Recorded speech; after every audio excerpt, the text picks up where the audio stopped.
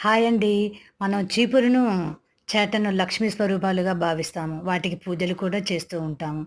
మరి అలాంటి లక్ష్మీదేవిని ఒక మూలన నిలబెడితే పాపం తను ఎంతసేపు నిలబడుతుందండి? అలా కూడా నిలబడదు.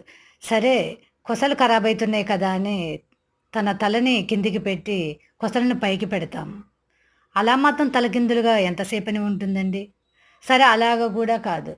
ఒక తాడు గట్టి మేకుకు వేలాడదీశాము. అలా మటుకు ఎంతసేపు వేలాడుతుందండి? మననైతే తాళ్ళతో కట్టి ఏలాడదీసి ఎంతసేపు వేలాడతామండి అలాగా? అలా కాకుండా చీపురు కట్టను ఎప్పుడైనా ఒక పక్కకు ఎవరికీ కనిపించకుండా ఒక పక్కకు పడుకోబెట్టండి. లక్ష్మీదేవి ఎప్పుడు మన ఇంట్లోనే ఉంటుంది. ఇంకా కొందరైతే ప్లేస్ లేక మంచం కింద గూడా దాచిపెడుతూ ఉంటారు దాన్ని.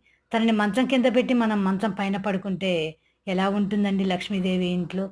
అందుకని చీపురుని ఎప్పుడైనా ఒక పక్కకంటూ పెట్టుకొని ఉంచుకోండి. లక్ష్మీదేవి మీ ఇంట్లోనే